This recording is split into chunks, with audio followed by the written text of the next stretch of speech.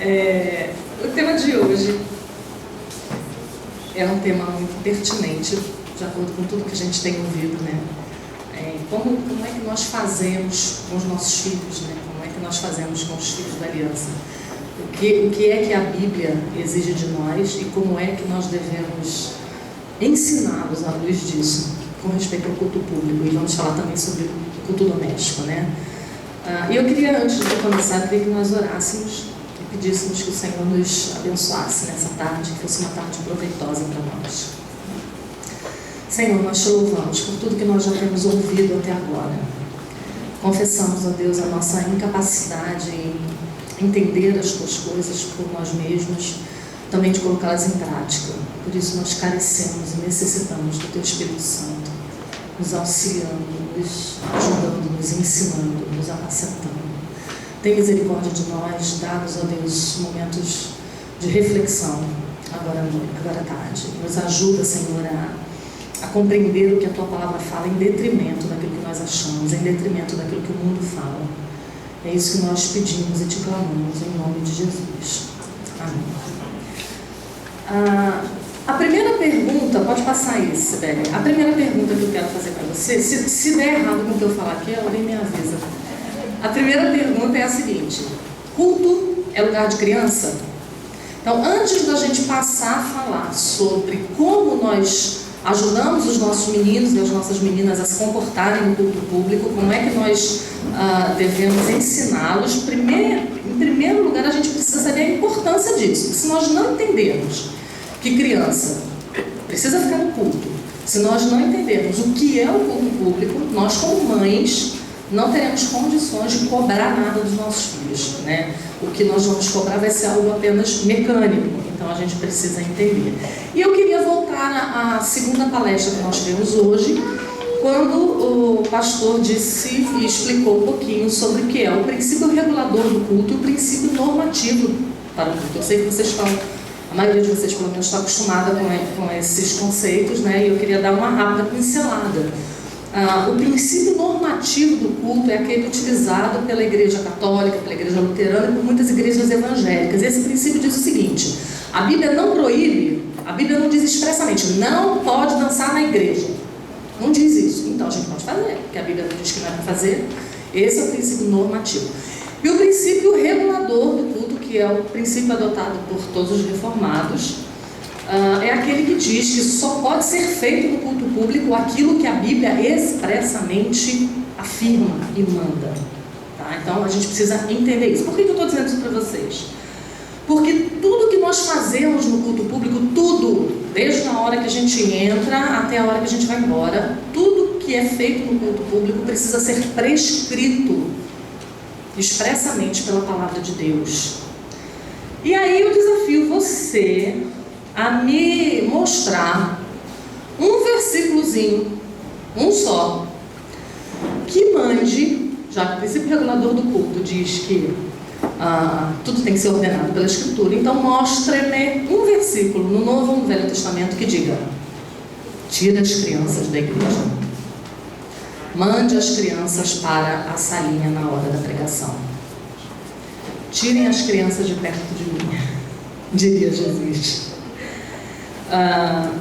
Muitas vezes nós pautamos aquilo que nós pensamos pelo pragmatismo, pautamos aquilo que nós pensamos em a nossa prática de culto e outras práticas também da vida, mas o assunto aqui é culto. Pautamos a nossa prática por aquilo que a gente acha que dá certo, por aquilo que a gente vê as escolas fazendo, o mundo fazendo, a psicologia fazendo, a didática fazendo, a pedagogia fazendo. Mas no que tange ao culto público, não tem ciência no mundo, e nem a ordem nenhuma dada na Escritura, não tem ciência no mundo que possa contradizer aquilo que a Bíblia fala. E aí, como eu disse a vocês, me mostrem um versículo na Bíblia que expressamente ordene que as crianças sejam retiradas do culto, e eu vou mostrar para vocês alguns, porque não vai dar tempo de mostrar todos, mas eu quero mostrar para vocês alguns que, ao contrário, ordenam expressamente e mostram que em toda a história da igreja, no Velho e no Novo Testamento, o culto é familiar, o culto é para a família da aliança. E as crianças estão incluídas na família da aliança. Então eu queria que você abrisse comigo o texto de Joel, capítulo 2. Joel, capítulo 2, versos 15 e 16. E o texto diz assim: tocai a trombeta em Sião, promulgai um santo jejum, proclamai uma assembleia solene. Aqui está falando de culto, tá, gente? Congregai o povo, santificai a congregação, ajuntai os anciãos, reuni os filhinhos e os que mamam. Saia o noivo da sua recâmara e a noiva do seu aposento. Então, a conclamação para o culto solene aí é feito para todo o povo de Deus. E ele vai citar algumas categorias: os anciãos, os filhinhos, os que mamam. Lá em Êxodo, capítulo 10 também, versos 8 e 9, nós vemos aquela briga com Faraó por quem ia sair para adorar no Egito. E Faraó queria que fosse apenas uma parte do povo, e Moisés disse o que para ele? Não, nós vamos até com o nosso gado prestar culto ao Senhor no deserto. É todo mundo. Então Moisés e Arão foram conduzidos à presença de Faraó, e este lhes disse: ide, servir ao Senhor vosso Deus.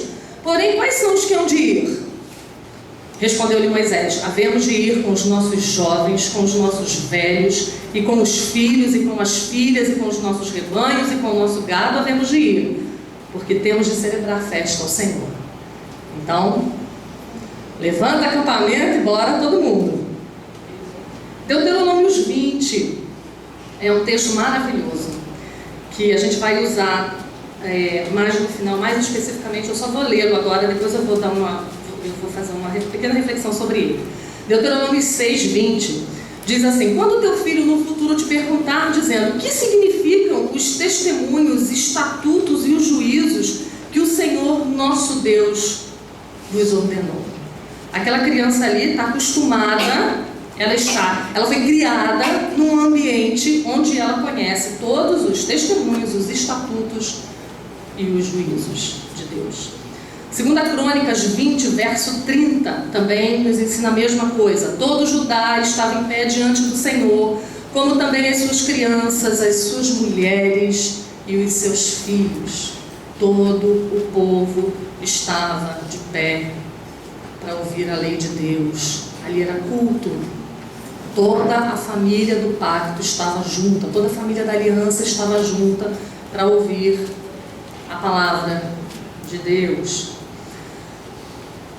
Quando nós apartamos os nossos filhos desse privilégio, nós estamos tirando bênçãos deles, e a gente vai ver isso daqui para frente. Pode passar. A promessa é para vós e para vossos filhos. A geração e a descendência foi a forma como Deus escolheu que traria o Redentor ao mundo, não é isso? Não é através das gerações? Não, e todos os textos que você lê a respeito de ensino aos filhos, você for para o Salmo 78, você vai ver isso. Que ouvimos e aprendemos, que nos contaram nossos pais, não encobriremos a seus filhos, contaremos as vindouras gerações, a fim de seus filhos, que ainda hão de nascer, se levantassem. O tempo todo a Bíblia fala isso, que a promessa é para nós, para nossos filhos. O pacto de Deus com seu povo é um pacto de aliança perpétua, de gerações. Foi através de gerações que o Messias veio para nós, né? Através das gerações é que a igreja permanece de pé no mundo. Então essas promessas, todas as promessas da aliança sempre incluíram os filhos. E o culto solene é o ponto máximo da relação de Deus com o seu povo, não é? Não foi isso que a gente aprendeu aqui hoje de manhã? Nós temos 6 dias onde nós cultuamos a Deus com a nossa vida, sim, mas tem um que é especial. E esse um é o domingo, né? É o nosso domingo, é o nosso Shabbat, é o nosso descanso. É quando Deus especialmente se relaciona com o seu povo. E por que os nossos filhos deveriam ser excluídos do momento mais importante da vida da igreja, que é o momento de culto? Os meios de graça são oferecidos ao povo de Deus no culto público, não é isso? Quais são os meios de graça? A oração, a pregação, a ministração dos sacramentos. Então, quando você pensa dessa forma, a gente até se assusta. Porque eu privaria meus filhos dos meios de graça. Porque eu diria aos meus filhos: sai, agora não, você não. Se aquele é o momento mais especial, a não ser que esse não seja o momento mais especial da minha vida. Porque se esse é o momento mais especial da minha vida, então ele precisa ser o momento mais especial da vida dos meus filhos, da vida de toda a minha família. Eu e a minha casa serviremos ao Senhor. Vocês escolhem a quem vocês vão servir. Eu não, José disse, eu e a minha casa. Então era ele e os seus, e sempre foi assim. No Antigo Testamento, no Novo Testamento era assim também. Quando uma família se convertia, vinha, batizava, era todo mundo, vem-se embora, é todo mundo. Nós somos nós somos uma família.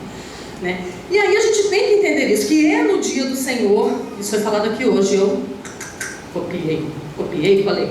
É no dia do Senhor, no culto público, pela pregação de um ministro ordenado, que Cristo alimenta, nutre, corrige, conforta, disciplina e guia as suas ovelhas. É dessa forma que Deus resolveu cuidar da sua igreja, guiar a sua igreja, através de um ministro ordenado. Lembra o que foi dito aqui hoje pela manhã? O pastor não pode ficar dando púlpito para qualquer um. Ele é o responsável por alimentar a sua igreja, ele, os presbíteros da igreja. São eles que alimentam, são eles que cuidam do rebanho. E outra frase que foi dita hoje aqui de manhã: o culto é a oficina onde nós somos transformados à imagem de Cristo. É no culto público que isso acontece, gente, através da pregação do Evangelho. E a gente pode não compreender como isso acontece. E eu vou dar um exemplo para você de uma construção, onde cada domingo um tijolo é colocado. Você não vai aprender tudo sobre a lei de Deus, sobre seus mandamentos, sobre a forma como você deve adorá-lo, sobre como você deve agir em cada situação da sua vida. Você não vai aprender tudo isso em um culto, nem em 2, nem em 10. Isso é um processo que vai levar a vida inteira, não é? Então, cada culto que a gente vai, cada pregação que a gente ouve é um tijolinho nessa construção, nessa edificação, para nos formar, nos transformar à imagem de Cristo. Então, se eu tenho esse entendimento para mim, se eu prezo tanto pelo culto a Deus, se eu sei o que significa o dia do Senhor, se eu sei que os mandamentos de Deus não foram postos de lado, se eu sei que o quarto mandamento exige que esse dia seja separado para o culto solene, por que eu tiraria os meus filhos do momento mais importante do culto?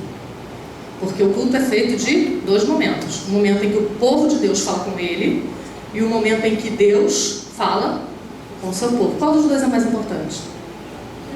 O momento em que Deus fala com o seu povo.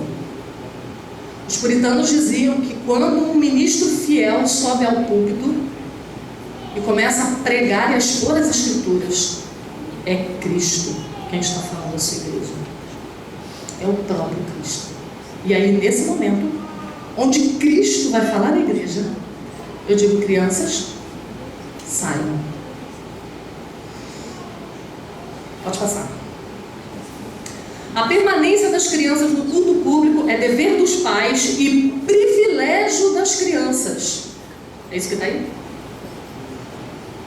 É dever do pai e da mãe e é privilégio das crianças.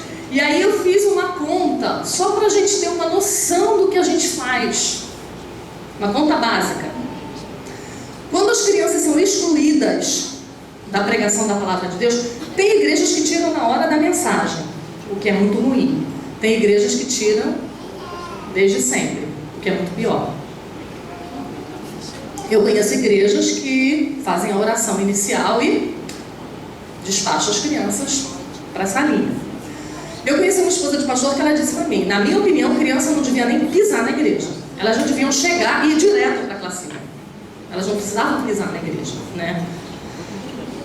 E aí eu fiz uma conta básica. Vamos supor que na sua igreja tenha 2 cultos por domingo: culto da manhã e culto da noite. Se a sua criança é privada da pregação, em um ano ela terá perdido 104 pregações do Evangelho. Sabe quanto é isso ao final de 10 anos? 1.000 240 pregações do Evangelho exposto e pregado por um ministro ordenado e chamado por Deus para fazer isso. Note que eu não estou menosprezando o trabalho do departamento infantil, por exemplo, que é outra história. Escola dominical não é culto. Isso é uma diferença que a gente precisa saber fazer. Tá? Culto solene é culto solene. Reunião da SAF, conferência, palestra, escola dominical, isso é outra história. E aí você vai fazer do jeito que você quiser, né? Então, na escola dominical tem classe para crianças, ótimo. É um momento importante, precioso? Claro que é. Mas não queiram comparar uma aula de escola dominical que eu dou com a pregação feita por um ministro ordenado, chamado para isso. É muito diferente.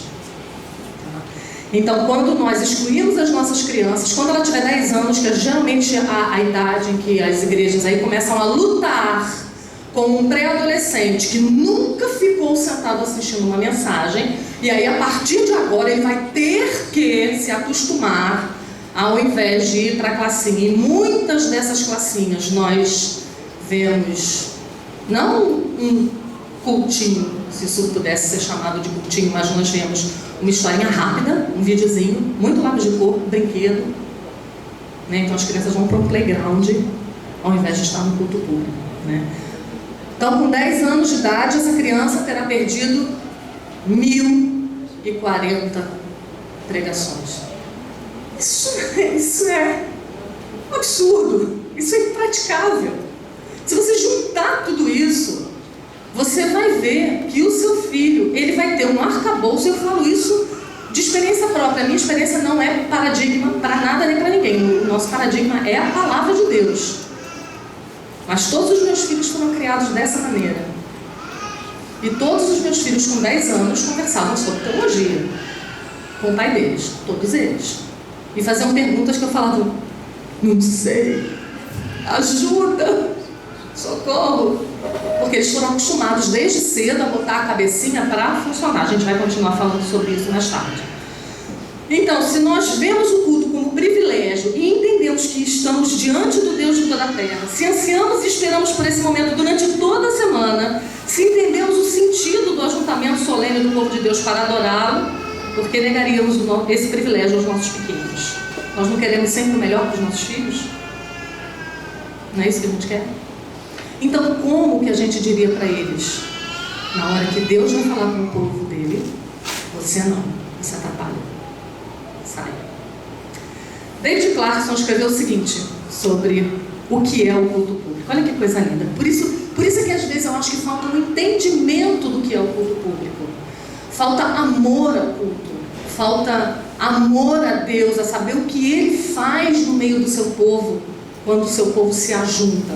Porque se a gente tivesse esse entendimento, de forma nenhuma ia acontecer como acontecia com a gente, quando o Areb não era pastor ainda, e nós visitávamos algumas igrejas, e queriam, na hora da mensagem, tirar as crianças, e aí chamavam para sair, e ficava todo mundo de cara dura lá, porque o Areb não permitia que eles saíssem de jeito nenhum. E aí a professora vinha, passava e fazia. Aí eu fazia. Daí a pouco vinha o diácono.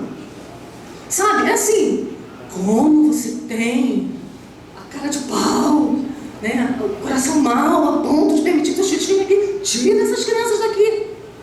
E a gente tinha que brigar para que os nossos filhos prestassem culto a Deus. Isso é um absurdo.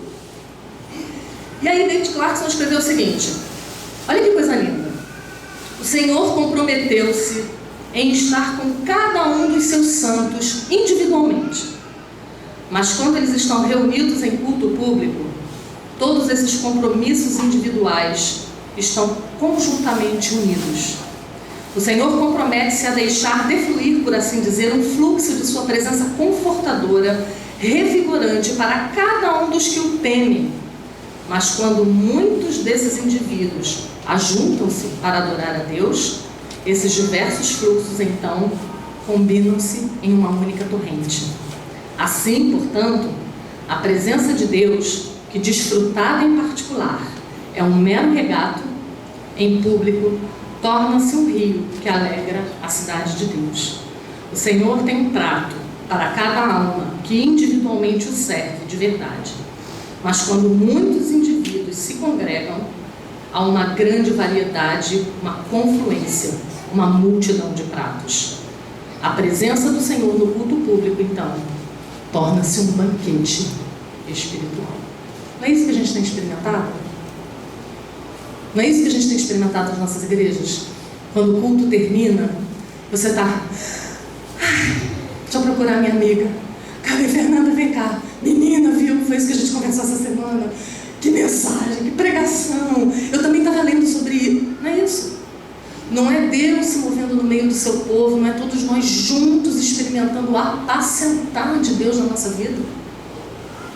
Por que os nossos filhos não podem participar disso? Por que nós excluiríamos os nossos filhos de tão grande bênção?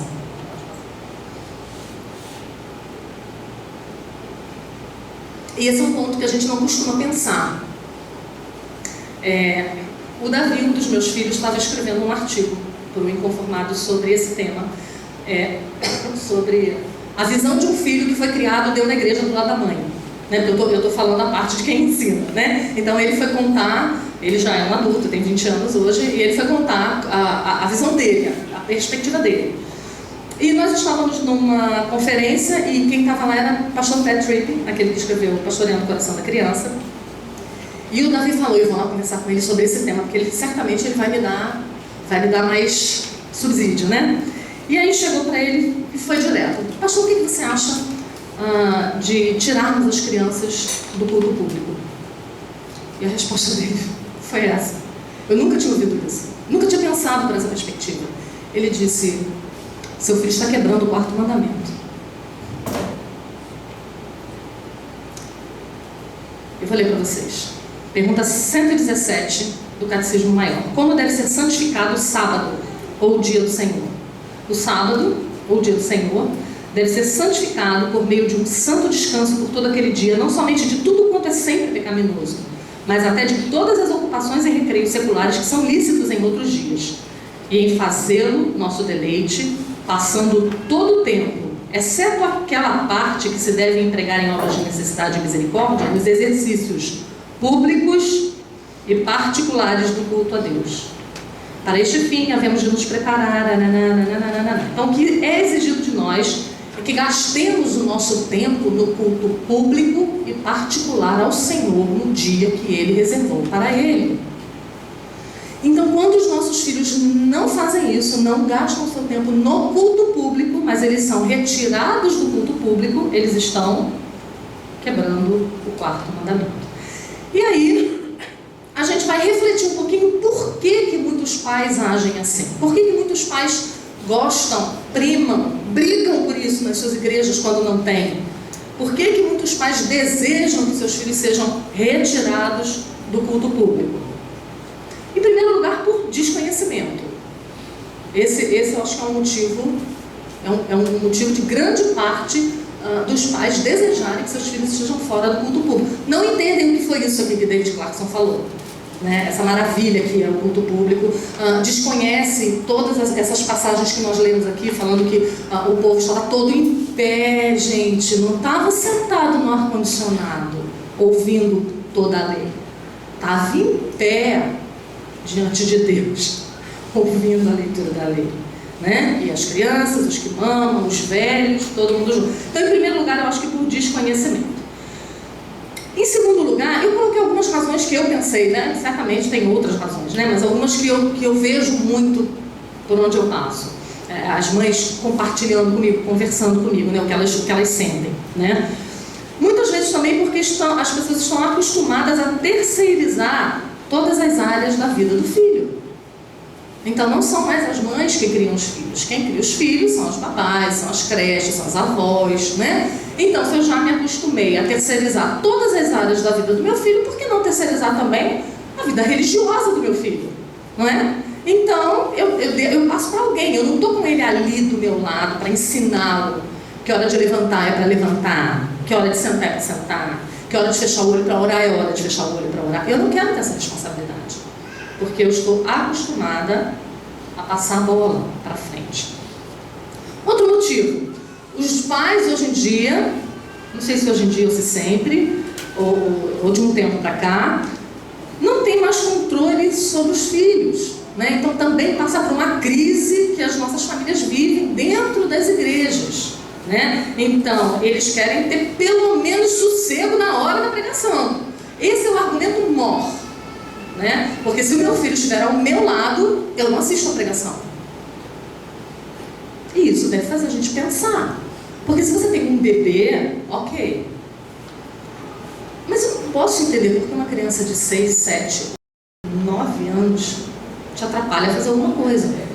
Isso só acontece se você não a disciplinou, não a ensinou, não a corrigiu.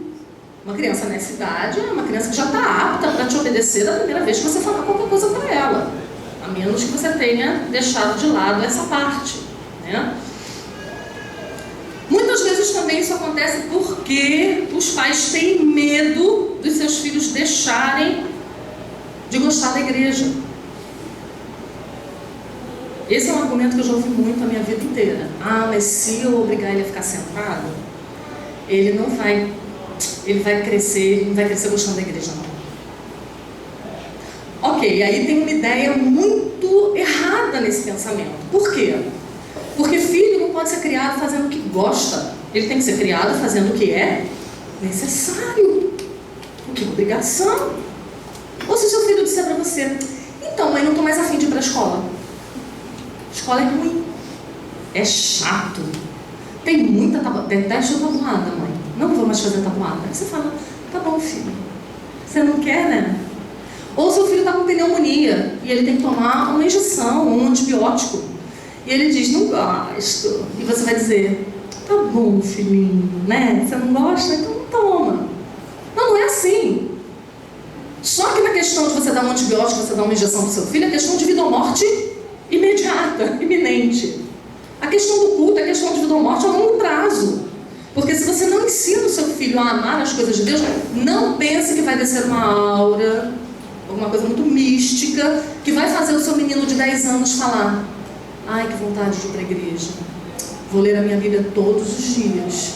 Vou fazer a leitura anual, né? Não tem a leitura anual de Gênesis e Apocalipse em um ano. Você acha que isso vai surgir na vida do seu filho como? Você acha que o seu filho vai ter uma vida de oração? Como? Se você não ensinar isso a ele.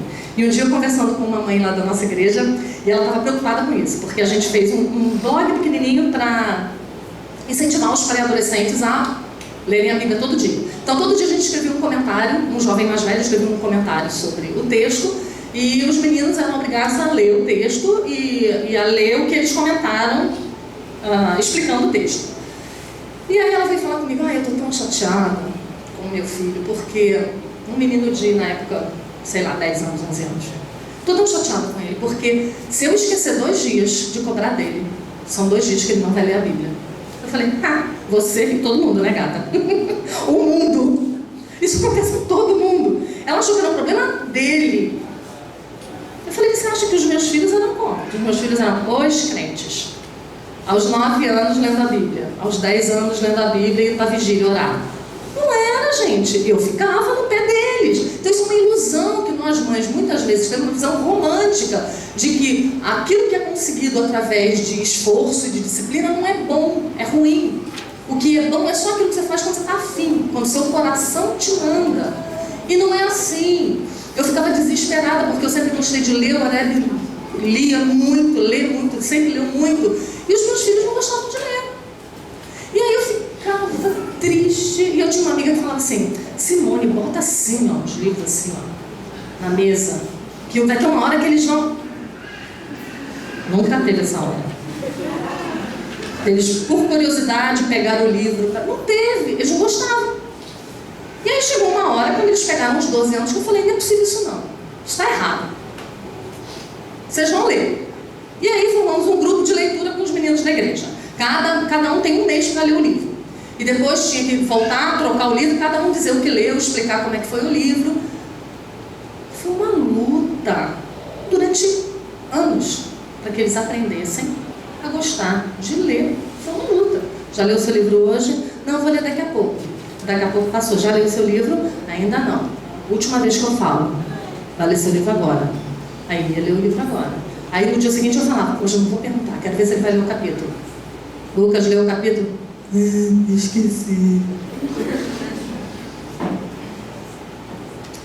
Hoje que eles são adultos, é um desespero, é briga em casa. Porque eles querem invadir a biblioteca do Oreb, e aí um pega livro do outro, e aí eles se endividam para comprar livro, né, Larissa? É um desespero. É um desespero, é dívidas por causa de livro. Não param de ler, leem esses dias teve a seguinte briga lá em casa. Israel entrou no quarto, na biblioteca do Oreb, e disse, eu queria 2 livros. Aí, porque tem todo um protocolo, né, gente? 3 vias, verde, amarela e vermelha, com antecedência, 15 dias de antecedência para conseguir a liberação de um livro da biblioteca do Oreb. E aí ele foi lá, pediu 2 livros, e o Oreb, 2 livros, por quê? Aí ele disse, não, porque eu gosto de ler vários assuntos ao mesmo tempo. Então lê um teu e um meu, por que tem que ser 2 meus? Eu falei, caramba, deixa o menino, tá lendo teologia, deixa. Não, lê um de cada vez, por que tem que ser 2? Então hoje eu tenho um problemão em casa maravilhoso de se administrar, porque todos eles leem muito, um atrás do outro, sem parar. Isso foi fruto de quê, gente? De chatice minha e do pai deles. No pé, vai fazer e orar. Está orando os pedidos de oração pregado lá no quadrinho. Está orando por aquelas famílias que a gente pediu, lembra de orar. Está orando por fulano, lembra de orar. Porque senão, se eles não forem criados em disciplinas religiosas, em disciplinas de atividades espirituais, isso não vai descer do céu. Eu pergunto para você que não foi criado assim. Não é difícil? Quando a gente não é criado dessa forma, e aí a gente se converte, e aí a gente, ou a gente já era crente, já era da igreja, mas nossos pais não atinavam para isso. Não é difícil? Você fala assim, você para conversar com uma amiga e ela disse, porque esse livro você já li, esse eu já li. Você fala, não li nada disso, que horror. E você vê gente lendo, você... Tô deixando de não tem nem assunto mais com as minhas amigas, porque eu não leio. E aí é uma luta pra gente depois de adulto. Por quê? Porque a gente não teve o hábito. E o hábito se torna em amor. E a questão do culto público é exatamente a mesma coisa. Aliás, eu vou dizer uma coisa para vocês. Eu tenho outras mães aqui que podem atestar o que eu estou falando também, né? Quando você ama o culto, quando o culto não é uma mera obrigação formal para você, e aí o seu filho aprende isso, né? E aí ele vai com tanto desdém quanto você para o culto. Não é disso que eu estou falando. Estou falando de pais que amam a Deus, que amam o culto. Nunca aconteceu lá em casa um dia de um filho dizer, hoje eu não quero ir. Nunca. Sabe por que nunca? Porque quando eles tinham raciocínio suficiente para formular essa frase, eles já amavam aquilo ali. Aquilo já era a vida deles, já fazia parte da vida deles. Entendeu? Então essa história de que se obrigar, eles não vão... E também não adianta dizer que porque não davam... Porque eles apanhavam. A gente vai falar sobre isso mais um pouquinho. Eles apanhavam. Quando eles não obedeciam, quando eu falava uma coisa, eles me desobedeciam, eles eram disciplinados. Pode passar. O culto público é um momento solene. Bom, vencida essa etapa, esse foi só um pequeno parênteses de 35 minutos, de entender que culto público é lugar de todos os filhos de Deus, inclusive dos que mamam, a gente precisa começar a pensar um pouquinho que o culto público é um momento solene. E aí a gente começa a ver como é que então a gente lida com essa realidade, né? Com a necessidade dos nossos filhos estarem no culto, com o momento glorioso que é o culto para a nossa família inteira, e como é que eu concilio isso com pirraça, choro, né? Fome, como é que a gente vai equacionar isso aí, né? E aí nós precisamos aprender essa verdade, que o culto público é solene. Isso a gente tem que saber, tá? Já falei para vocês que culto é diferente de outras reuniões, né? Já disse para vocês. E agora eu quero ler para vocês um pedacinho do Diretório de Culto de Westminster, porque lá a gente encontra algumas diretrizes para nós nos portarmos no culto público. E grande parte da dificuldade que as crianças têm em se portar no culto público é culpa nossa, como pais e como igreja. Então, estou vendo um monte de gente aqui que não tem mais filho pequeno, mas vocês têm igreja, vocês estão dentro de uma igreja, então vocês também podem ajudar, além de ajudar as mais novas, né? Ensinar as mais novas como fazer isso, né? As mulheres da sua igreja, a como igreja se portar para ajudar essas mães de filhos pequenos, né? Então, todos nós como igreja temos essa responsabilidade, né? Todos nós como igreja precisamos ajudar as mães com crianças pequenas a manter a boa ordem do culto. E os nossos filhos vão aprender isso com o nosso comportamento. Isso é importantíssimo, tá? Então eu vou ler para vocês o que o diretório de culto de Westminster fala a esse respeito. Diz assim: quando a igreja se reúne para o culto público, as pessoas, tendo antes preparado seus corações para o mesmo, devem todas vir e tomar parte, não se ausentando das ordenanças públicas por negligência ou por pretexto de reuniões particulares. Que todos entrem no recinto da reunião, não com irreverência, e sim de maneira comedida e decorosa, tomando seus lugares, eu achei isso aqui o máximo, tomando seus lugares sem mesuras. Cumprimentos. Sabe quem chega atrasado na igreja? Além de chegar atrasado na igreja, já chegou atrasado. Não senta lá atrás, vem sentar na frente. E chega cumprimentando, banco por banco da igreja. E o culto acontecendo. Culto solene. Uma vez começado o culto público, continua lá o diretório de culto de Westminster, as pessoas deverão dirigir toda a sua atenção a este culto.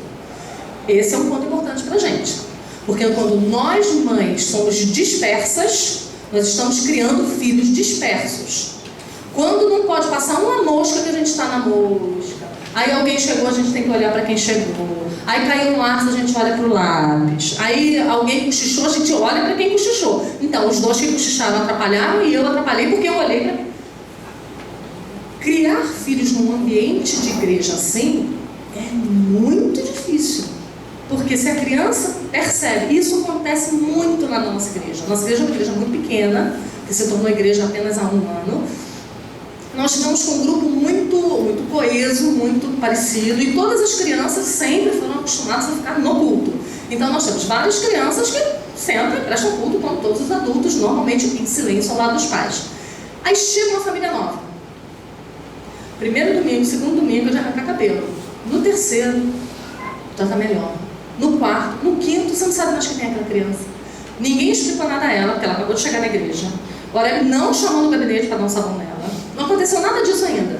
Mas como aquela criança vê o ambiente, ela vai se adaptando àquele ambiente. Como ela vê que as outras crianças também estão ali, sentadinhas, ao lado dos pais. Como vê que os pais têm controle sobre aquela criança, a mãe se sente estimulada também a fazer o mesmo. Agora você imagina você numa igreja sentada, tentando fazer com que seus filhos adorem a Deus, e as crianças do banco da frente tocando rebu na igreja. Você imagina a dificuldade dessa mãe para fazer com que aquela criança... Então assim, nós como igreja também precisamos ajudar, também precisamos ser reverentes, solenes, né? Então precisamos dirigir toda a nossa atenção. Isso é uma questão de disciplina, gente. A gente precisa disso, principalmente hoje, na era tecnológica, na era da loucura que a gente vive, de entretenimento, que tudo é movimento, tudo é imagem, tudo é luz.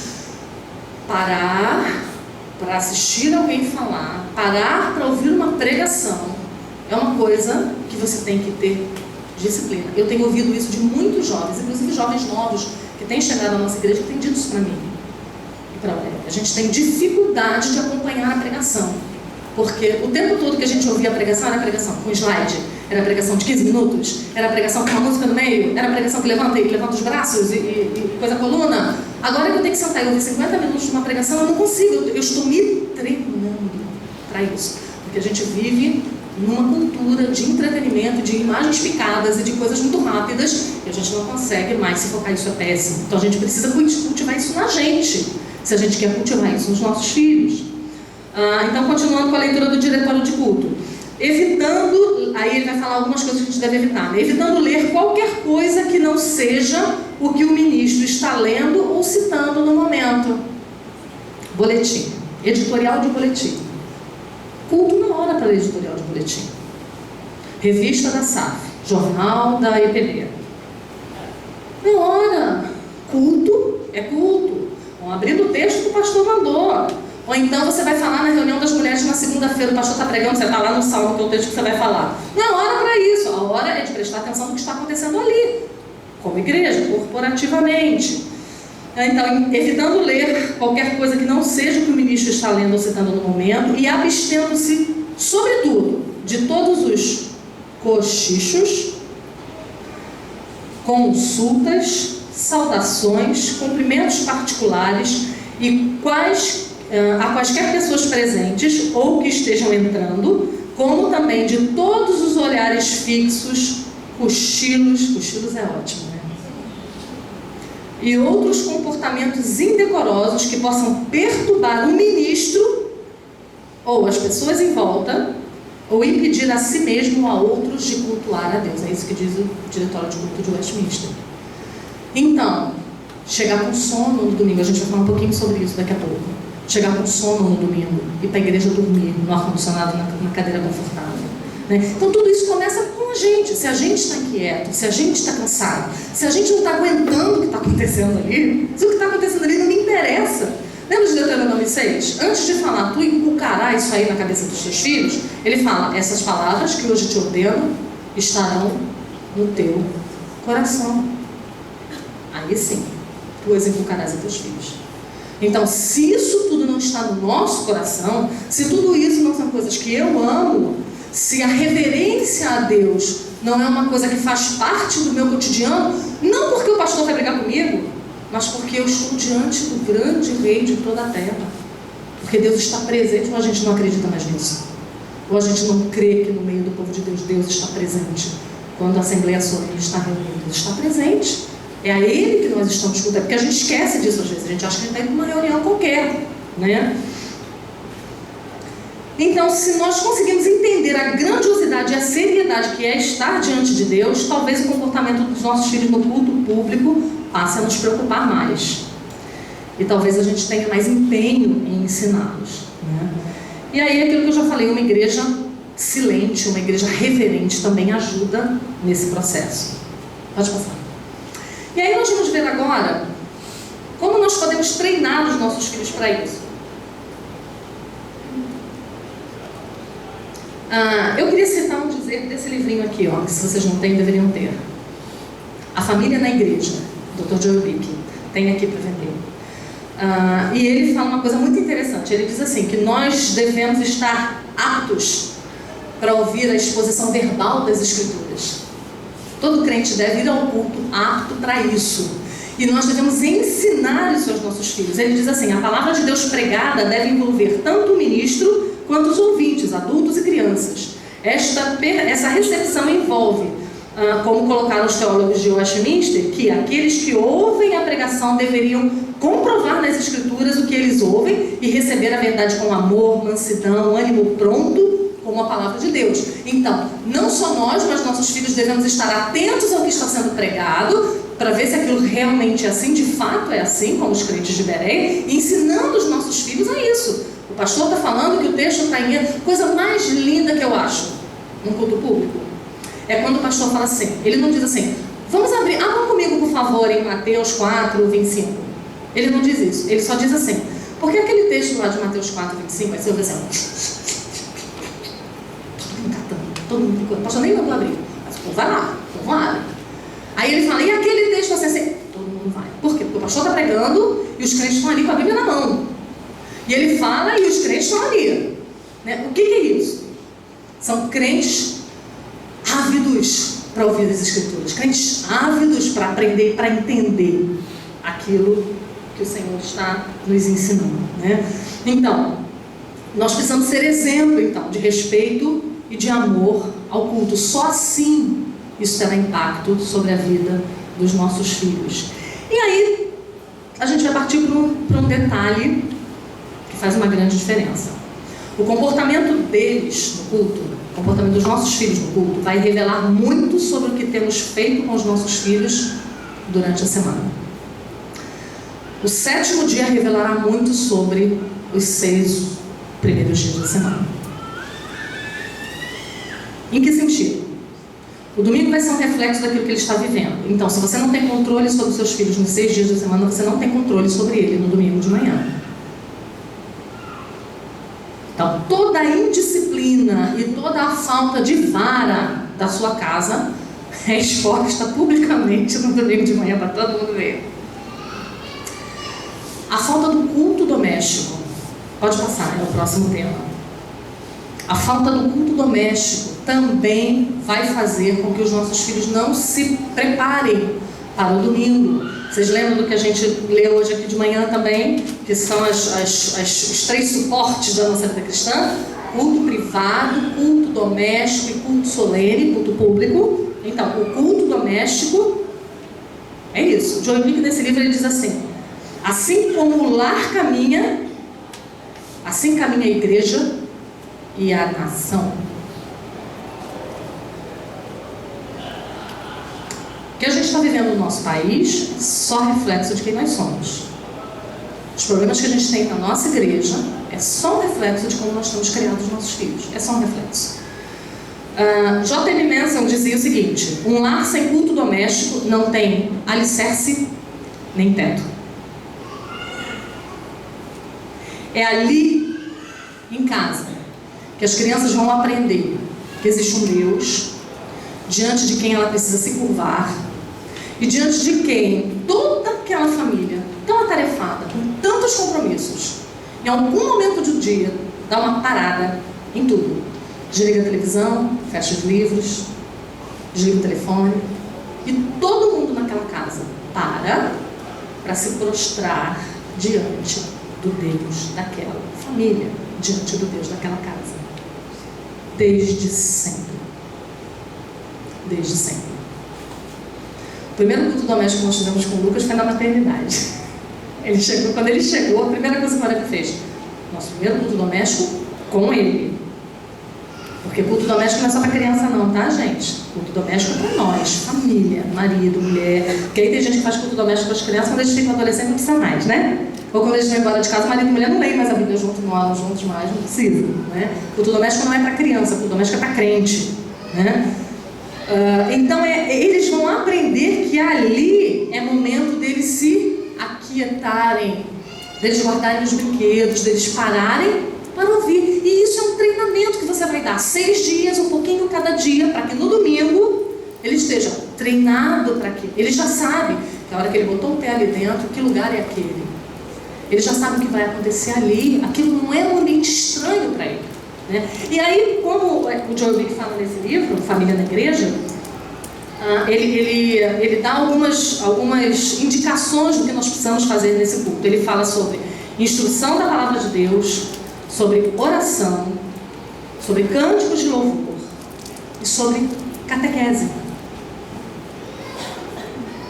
Vocês sabiam que o breve catecismo foi feito para crianças? O breve catecismo, aquele que a gente não conhece.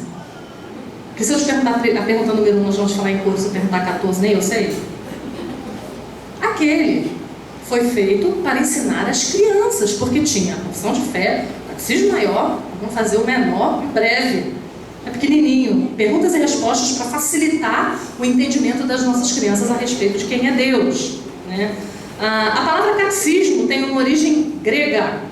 É uma palavra que significa soar em direção, falar com alguém com o objetivo de receber algo de volta como um eco.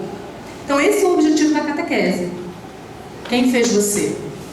Deus. O que mais Deus fez? Todas as coisas. E aí por diante, né? E aí tem catecismo para todas as idades, né? Esse aqui é muito legal. Esse é para criança bem pequenininha. Ele tem perguntas e respostas muito pequenininhas. Vou ler para vocês um pedaço. O que se quer dizer Quem fez você? Deus. O que mais Deus fez? Todas as coisas. Por que Deus fez você e todas as coisas? Para a sua glória. O que quer dizer glória? Honra, louvor, grandeza. Como você pode glorificar a Deus? Amando-o, por obedecer-lhe. Perguntas e respostas rápidas, que você vai parar com a sua criança, vai explicar o que significa, vai aplicar o que aconteceu durante o dia, a traquinagem que ele fez, olha aqui, ó. E aí vai ter texto bíblico para você ler com ele. E aí, conforme ele for crescendo, você vai passando para catecismos mais complexos, né? Essa foi a forma, não sei se vocês ouviram isso hoje de manhã. Eu estava aqui anotando tudo, cópia, plágio. Ele dizendo que na época da reforma foram produzidos quantos? Não lembro como eu anotei. Muitos catecismos, porque era mandado se fazer isso para que a reforma pudesse chegar nos lares, para depois chegar. Então, através da catequese, do ensino dos catecismos, as famílias iam trazendo a reforma agora para dentro de casa, né? Então, o culto doméstico, ele é um poderoso treinamento para os nossos pequenos. Também a leitura de pequenas porções da Bíblia na hora das refeições, por exemplo. O pastor Júlio falou sobre isso ano retrasado, não sei se vocês lembram. Vamos jantar? Vamos. Bora ler uns 4 versículos de Provérbios antes? Está todo mundo ali? Já está todo mundo ali mesmo? Todo mundo sentado? Vamos orar e vamos ler Provérbios? Vamos orar e vamos ler Provérbios. Toda oportunidade que a gente tiver de trazer a palavra de Deus para os nossos filhos, né? E aí, eu adoro essas contas, assim, eu não sou muito pragmática não, tá, gente? Mas eu gosto dessas contas. Eu fiz uma continha sobre culto doméstico, pensando no efeito cumulativo que isso tem na vida de uma criança. Porque tem gente que fala assim, não dá tempo, né, gente? A vida é tão corrida, né? Então, realmente não dá tempo. Nessa palestra que eu tive com o Ted Tripp, ele disse uma coisa que eu fiquei morta. Ele disse assim, ele tem 75 anos, ele disse assim, eu não me lembro de um dia na minha casa em que não tenha havido culto doméstico. Aí o homem é o que ele é hoje, abençoa nações inteiras, a gente acha, que lindo, né? Foi mágica, né? Não foi mágica, foi investimento, ação do Espírito Santo de Deus e pai e mãe que investiram nele. Ele não se lembra de um dia que não tenha havido culto doméstico na casa dele. Que vergonha pra gente. E lá eles estão perdendo isso. Aqui a gente não pode perder o que a gente nunca teve, porque a gente não tem essa cultura aqui, né? Nunca teve. E os que tinham, os que estavam tentando colocar isso em prática, já se perderam. Então isso, você fala em culto doméstico em algumas igrejas, as pessoas perguntam, oi? O que mesmo? As pessoas não sabem nem o que é. Então, se você se propuser a fazer um culto pequeno, simples, porque você não tem tempo, de 15 minutos diários, o que eu não considero ideal, eu acho que 20 minutos, 30 minutos está de bom tamanho. Ninguém morre por perder 30 minutos do dia. 30 minutos não é muita coisa. Se você colocar um filme para o seu filho ver, ele vai levar 2 horas sentado na frente do filme, né? Perder muitas aspas, né? Se você colocar ele diante do filme, se você colocar ele diante de um jogo de futebol, são 90 minutos que ele vai ficar ali sem piscar, né? Mas culto não dá tempo. Mas vamos botar 15 minutos. Em um mês, você terá gasto 450 minutos, o que equivale a 7 horas e meia. 7 horas e meia em um mês de ensino consistente da palavra de Deus. Em um ano, você terá usado 90 horas. E no final de 18 anos, 1.620 horas. Quando seu filho se tornar maior de idade, você terá gasto o equivalente a 67 dias de vida inteiros dessa criança. Lendo uma pequena porção da Escritura, que 15 minutos só dá para uma pequena porção. Eu não estou dizendo que essa é toda a instrução que a gente tem que dar, não, tá, gente? É muito mais do que isso. Mas isso é básico. Isso é básico. Aí você junta essas horas todas de culto doméstico, essas horas todas de pregação, depois a gente não entende por que os nossos adolescentes vão embora da igreja, gente. Porque quando eles passam a vir para a igreja, e quando eles passam a gente a querer que eles leiam alguma coisa de Bíblia, porque a gente não lia com eles, a gente não lia para eles, a gente não orava com eles, não orava por eles, eles vão dizer, quem disse que eu estou interessado nisso? Né? Agora também eu quero. Pode passar. Aí agora a gente vai ver um pouquinho pouquinho sobre a preparação para o dia do Senhor. Eu queria dar algumas dicas práticas. Para quem não sabe, eu tenho 4 filhos, todos muito colados à idade deles, né? E não é fácil, realmente não é fácil. A gente tem aqui a Raquel que está indo para o 5º, tem a Lia que está no 7º. Você pode perguntar para cada uma delas se é uma coisa simples, educar os filhos no culto público. Não é. Não é simples, não é fácil, tá? Então eu queria dividir com vocês algumas das minhas dificuldades, as dificuldades que eu tive e como é que eu tentei resolver a situação. Lembrando que a partir de determinada época, porque meu marido não foi pastor a vida toda, né? Ele foi para o ministério, a gente já tinha 3 filhos, então até então ele estava comigo. Depois, quando nasceu a 4ª filha, e quando ela nasceu, o mais velho tinha 6 anos, então eles todos eram muito pequenos ainda, ele não estava mais comigo, então eu estava sozinha, né? Então era mais difícil ainda, né? Um puritano chamado George Swinnock declarou o seguinte: se quiseres deixar teu coração com Deus no sábado à noite, então poderás achá-lo com Ele na manhã do dia do Senhor. Olha que princípio lindo. Começar a preparação do nosso coração e da nossa alma para o dia do Senhor no dia anterior. E não é só a preparação do nosso coração e da nossa alma, mas a preparação do nosso corpo, das nossas comidas, do nosso almoço, da roupa para passar. Se a gente se organizar durante a semana para não deixar tudo para o domingo de manhã, para ser aquela uma desesperada, chegar igual a gente estava conversando, né, descabelada, com aquele mundo de menino, ainda vem ficar na frente, aquele mundo de menino chorando, chega atrasado, atrapalha o culto inteiro. Se a gente não quiser fazer isso, a gente tem que começar a se programar. Como é que a gente se programa para que no dia do Senhor a gente esteja inteira ali? Dorme sábado. Porque se a gente não descansar no sábado, não estou dizendo que a gente não possa ir a lugar nenhum no sábado, não vai. Mas assim, eu aprendi, você tem que aprender a conhecer seu corpo. Eu aprendi a conhecer o meu. Se eu for num churrasco de tarde, num aniversário de noite, não existe domingo para mim. Eu estou ali de corpo presente. Meu espírito, minha alma, minha cabeça está em outro lugar. Eu não quero isso. Eu estou aguardando por esse dia. Então, se tem um churrasco e tem um aniversário, eu vou escolher onde eu vou. No outro, eu vou estar em casa descansando. Eu vou estar me preparando para não estar acabada de cansada e perder aquele que é o momento mais importante da minha vida, que é a hora da pregação do Evangelho. E com as crianças tem que ser assim também. Principalmente com as crianças que são mais suscetíveis, que são mais vulneráveis, que se cansam mais facilmente, né? Então nós precisamos fazer como esse puritano nos ensinou: aprender a deixar o nosso coração com Deus no sábado à noite, para encontrá-lo com Ele no domingo de manhã.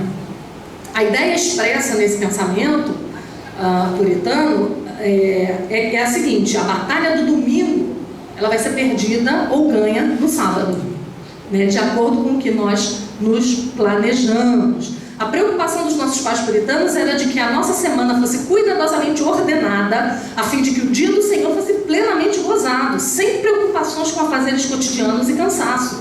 Então, de que forma a nossa semana tem sido ordenada em benefício da sua alma e da alma dos seus filhos?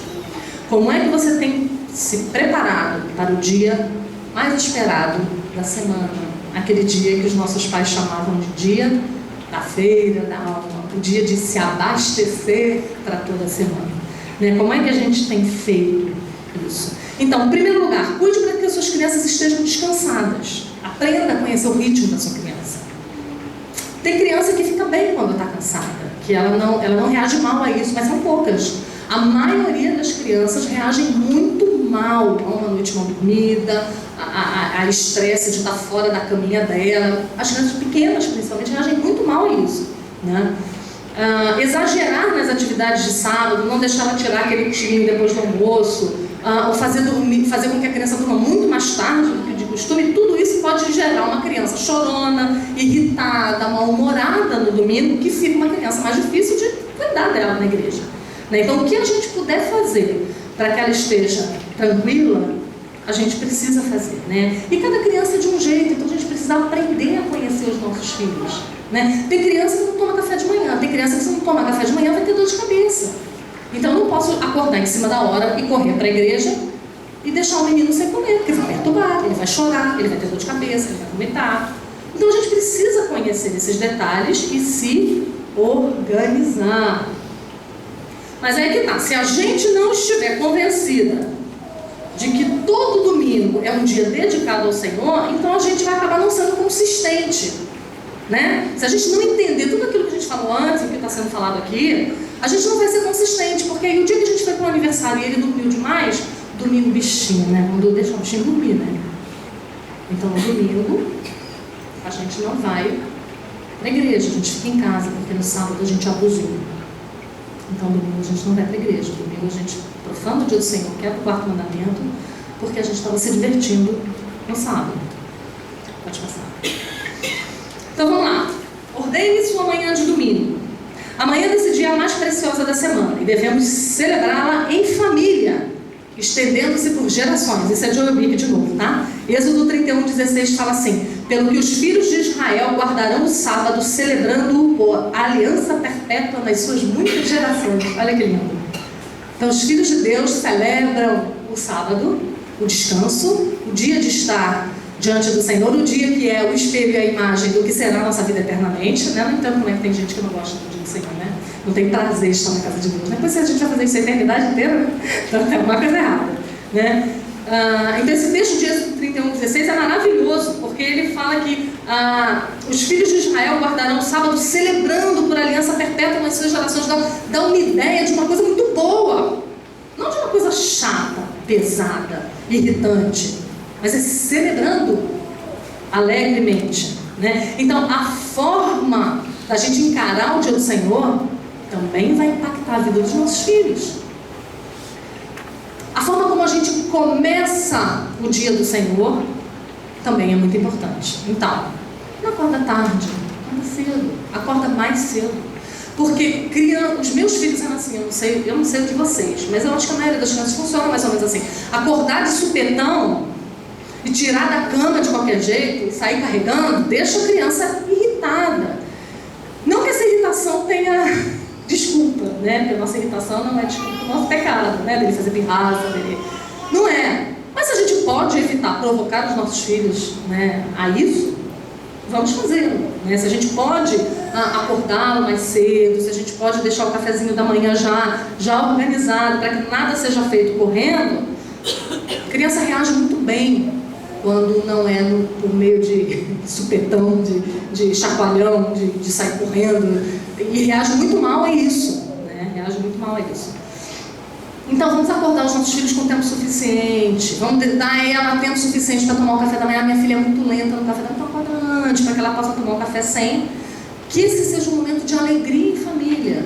Não é aquele momento que a criança fala, hoje é domingo, o dia mais estressante da semana. É o dia que a mamãe fica se descabelando e gritando comigo a manhã inteira. E que a gente entra no carro, o papai brigando com a mamãe brigando com o papai, e chega na igreja, depois está tudo bem, né? Então, é um dia que a gente precisa ensinar isso aos nossos filhos também. A caminhar para a casa de Deus felizes. Como é que o povo subia? Não era com cânticos de romagem? Todo mundo feliz porque estava indo adorar, né? Então é mais ou menos isso. Bota um CD bom no seu carro, bota um CD de louvor no seu carro, vai cantando, já vai preparando o coração. Está entendendo a diferença de você arrancar o moleque da cama, tacar uma mamadeira na boca e trocando a fralda no carro? O desespero? É diferente. Isso traz impacto sobre como a criança vai se comportar no culto público. Acorde seus filhos com a alegre notícia de que dia é hoje.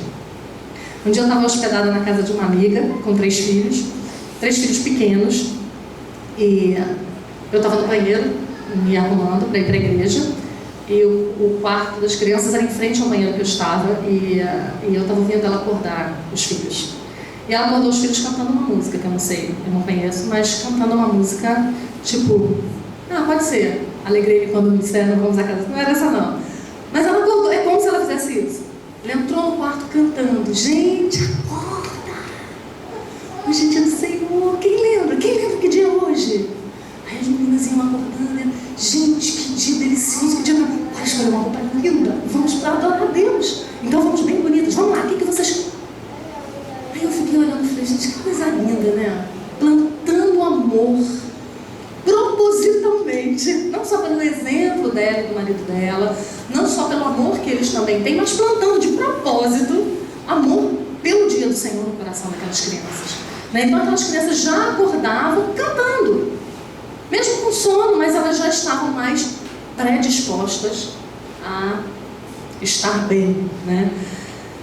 Evite se atrasar. Quando estamos com pressa, tudo fica mais difícil, as crianças mais agitadas e irritadas. Então devemos nos organizar de forma que toda afobação e correria não consuma todas as nossas forças e paciência, a ponto da gente chegar às 9 da manhã na igreja, sentar e falar: acabada.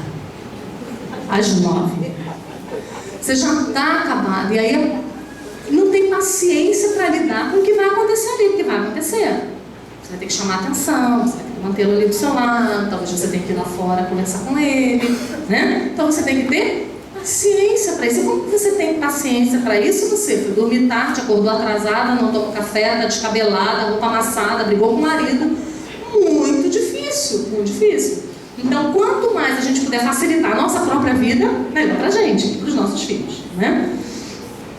E aí, a gente vai ver agora durante mesmo o culto, né? Como é que a gente pode agir para que os nossos pequenos, de acordo com cada área, eu dividi em 4 grandes áreas, né? Eu sei que existem necessidades maiores do que essas, mas eu dividi assim. Eu coloquei bebês, depois a terrível fase dos 3 anos, entre 3 e 4, e as crianças que já estão alfabetizadas, dos 4 anos até a alfabetização, e as crianças alfabetizadas. Eu vou compartilhar um pouquinho do que eu fiz, né? Certamente, se você conversar com cada mãe aqui, você que é mãe mais nova, que tá nessa luta, e você que ainda não tem filhos, pergunta para as mulheres da sua igreja como é que elas fizeram. Porque eu fiz de um jeito, outras fizeram de outro jeito. O que interessa, porque o que eu vou falar aqui são só dicas, não tem Bíblia aqui não, né? O que eu falei até agora é Bíblia, e como Bíblia tem que ser obedecido, né? Agora, o que eu vou dizer aqui são apenas algumas dicas que eu tirei da minha experiência, mas outras mulheres têm experiências melhores do que as minhas. Então, procure a mulher do seu pastor, procure as mulheres mais velhas da sua igreja, pergunta a sua avó, pergunta a sua mãe. Sabe por quê? Deixa eu fazer uma pergunta para vocês aqui. A gente tem a mania de achar que tudo que a gente vive hoje sempre se viveu, certo? O modelo de namoro que a gente tem hoje, a gente acha que sempre foi assim, a vida inteira. Não sempre foi assim, é assim agora. Deixa eu perguntar para as mulheres mais velhas aqui. Vocês não precisam responder não, mas vocês se lembram? Acho que já são avós. Vocês se lembram como era participar do culto público quando vocês eram pequenas? Vocês se lembram? Alguém tirava vocês para pintar desenho de Davi e Golias na classinha? Gente, isso é moderno. Isso não existia. Sabia disso? Você sabia que isso não existia? Eu queria ter dados estatísticos para vocês, mas não pesquisei. Vou fazer. Quando é que isso começou? Aqui no Brasil, quando é que isso começou em outros lugares? Porque no meu tempo não tinha isso, não existia isso. Não existia isso. Todas as crianças assistiam culto ao lado dos pais. Isso é uma invenção moderna. Então, se você disser assim para mim, eu tenho medo de fazer isso porque eu tenho medo do meu filho se revoltar. Se todas as crianças que fossem criadas no culto público ao lado dos pais fossem revoltadas e se desviassem do evangelho, não tinha mais igreja hoje. Sabe por quê? Porque no Antigo Testamento não era assim. No Novo Testamento isso nunca aconteceu. Nos primeiros séculos da igreja isso não existia. Não existia tirar a criança da igreja. Não existia. Com os reformadores isso nunca foi cogitado, não se fazia. Com os puritanos isso não existia. E aí eu não sei quando que foi, sei lá, 1900 e quanto, mas a igreja caminhou até 1900 não sei quanto. Eu vou procurar essa data para a próxima palestra que eu der sobre isso, eu tenho um dado concreto. Mas a igreja caminhou esse tempo todo sem culto infantil. Se culto infantil fosse essencial para a vida da criança, e se uma criança não sobrevivesse sem culto infantil, fosse revoltada e fosse embora da igreja, não tinha que ter igreja hoje, porque nunca teve culto infantil. Então todos seriam revoltados e iriam embora e tchau, e benção. Mas não foi isso que aconteceu. Então, por que eu estou dizendo isso? Porque as pessoas hoje estão procurando meios de entreter as crianças enquanto os pais assistem culto. Eu sei que tem igrejas que fazem coisas mais sérias, mas não é a maioria que eu tenho visto, não. A maioria que eu tenho visto é para assistir desenho mesmo, tá?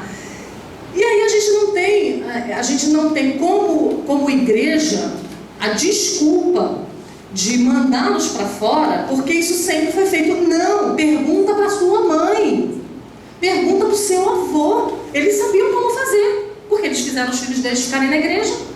Isso é uma invenção moderna, nunca existiu, tá? Então, eu vou dar algumas dicas. Procurem outras pessoas, conversem com outras pessoas. Tem um monte de gente aqui que tem um bando de filho. Pergunta para eles como é que eles fazem. Eu brinquei com a Lia uma vez, a primeira vez que eu fui na igreja dela. A Lia tem 7 filhos, na época ela tinha só 6. E aí eu fui na igreja dela pela primeira vez, eu não conhecia a família, e eles estavam sentados todos no primeiro banco. O pai, a mãe e todos os 6 filhos, pequenos. O mais velho, acho que tinha 10 anos, não sei. Me tirou a atenção do culto. Porque eles estavam tão quietos, que eu falei, não é possível. O que ela dá para essas crianças? Ela dá algum remedinho? Ela faz alguma coisa com esses meninos. Aí depois eu fui falar com o marido dela, falei, Douglas, seus filhos me tiraram a concentração do culto. Aí ele olhou para mim, tipo, sério? O que houve? Eu falei, não, eles estavam quietos demais. Aí ele riu, né? Eles estavam quietos demais? O que você já pergunta ali? Depois vai lá atrás dela e pergunta a ela a receita dela, porque funciona desse jeito. Então vamos lá, primeiro, vamos falar um pouquinho sobre bebês. Oi. A ideia, né, a visão de algumas igrejas hoje é a seguinte: porque as crianças não têm o mesmo entendimento que os adultos, porque as crianças não têm a mesma noção Sim. dos adultos. Por isso que algumas igrejas, Sim. elas abraçam a ideia. A ideia, o que eu estou falando é o seguinte, a ideia reinante é a seguinte, as crianças não vão entender. Não vão entender na linguagem dela. Então vamos tirar as crianças para uma linguagem dela. Gente, vamos levar esse raciocínio a situações mais práticas. Você lê a Bíblia para o seu filho? Você lê a Bíblia para o seu filho de 2 anos? Por quê? Não leia. Ele não entende. Você ora com seu filho, bebezinho? Não ore, ele não entende. Você não faz então culto doméstico com seu filho, você não lê a Bíblia para ele. Isso não faz sentido, gente. Eu lembro quando meus filhos tinham 8 anos, eles estavam estudando história grega e egípcia na escola. Grega e egípcia. Eles sabiam desenhar hieróglifos aos 8 anos. E na igreja que eu visitava, eles cantavam Eu Sou uma Florzinha de Jesus. Gente, é uma discrepância muito grande. A gente pensa que eles não entendem, mas os nossos filhos, primeiro, entendem. Segundo, eles estão construindo um entendimento. É lógico, quando ele tem 2 anos de idade, o que ele vai aprender de uma pregação de 50 minutos, de 1 hora? Quase nada, mas ele está aprendendo que ali está todo mundo em silêncio, que tem um moço de gravata ali falando. Quando ele fala, todo mundo fica quieto. Isso é ensino. Nós estamos ensinando aos nossos filhos que ali é um lugar de culto, é reverência, Deus está presente. Aos poucos ele vai aprendendo as palavras que estão sendo ditas ali. Um dia desses, o Lorena está pregando em Apocalipse lá na igreja, já há muito tempo. Pregando expositivamente, né? Então tem durado algum tempo. Já vamos para o 2º ano. E tem um menininho que na época tinha 4 anos, e quando terminou a pregação, a mãe sempre pergunta: Giancarlo, o que você entendeu? E ele disse: eu entendi que o diabo é o cão de Deus. Com 4 anos, gente, eu aprendi isso depois de burra velha, desse dizer de Calvino. O garoto entendeu isso, e aí a mãe foi explicar o que isso significa. Que coisa maravilhosa. Aí você disse para mim: meu filho não entende. Meus filhos com 9 anos discutiam a pregação com o pai, discutiam a pregação. Mas pai, por que você disse isso? Mas pai, por que você disse aquilo?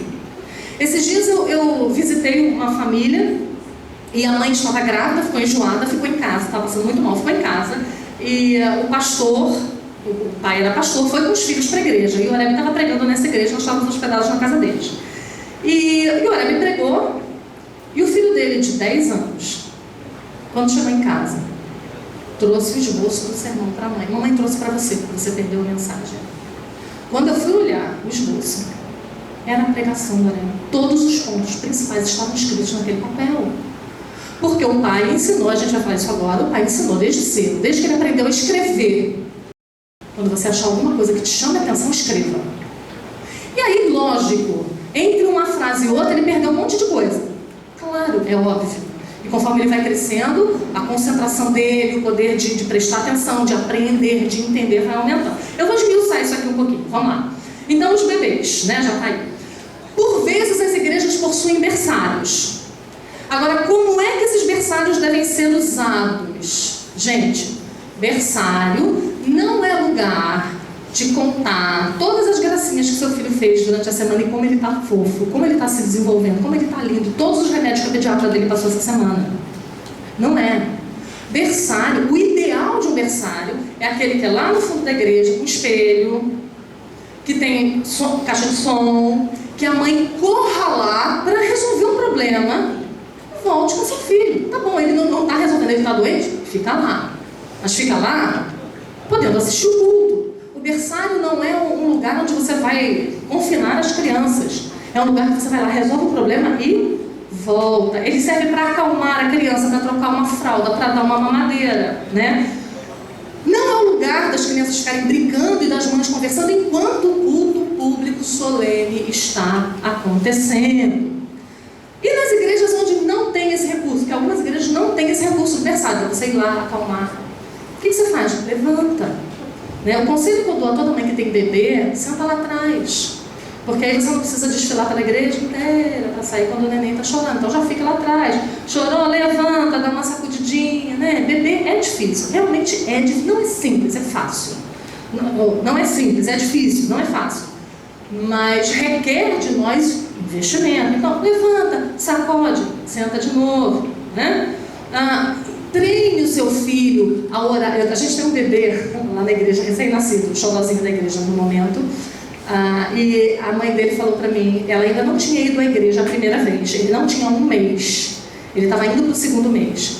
E ela falou para mim, a gente está tentando coordenar as mamadas dele, para ele mamar assim que sai de casa e só mamar depois no final do culto, porque a gente quer que ele aprenda a ficar no culto. Eu falei, gente, coisa mais linda. Então ela estava treinando as mamadas do menino para que ela não precisasse sair. Então conforme o seu... É claro que isso aí é só quando a mãe é muito disciplinada, talvez o primeiro filho, né, no sétimo talvez seja mais difícil, no quinto seja mais difícil, né? Mas quando você puder fazer isso, ótimo. Não deu para fazer, vai lá fora, amamenta. Mas chega uma idade que a criança não precisa mais disso. Que a criança fica 1h30 sem comer e, gente, não morre. Incrível. Não morre. Culto não é lugar de comer, não é lugar de beber, não é lugar de espalhar biscoito, não é hora de abrir a lancheira, fazer um piquenique. Não é lugar disso. Precisou fazer... É claro que tem criança pequena, tem crianças que têm problema, não podem ficar sem comer. Tem criança que tem... Eu não estou falando das exceções, tá? Vai lá fora, alimenta a criança e volta. Próximo. Bota para fazer cheia. A gente vai falar isso agora, que são as crianças que vão até os 3 anos de idade. Exatamente isso aí. Lembre-se de que seu filho entende muito mais do que aquilo que você supõe. Nessa fase, você vai começar a travar uma queda de braço com ele. Quando ele começa a andar, a coisa fica complicada, né? Eu brinco que criança só devia ganhar perna aos 3 anos. Que é quando tem um pouco de juízo na cabeça, né? Mas eles ganham perna antes de ter juízo, então a gente fica louca, né? Então essa fase, até os 3 anos de idade, é uma fase muito difícil. E é uma fase de treinamento.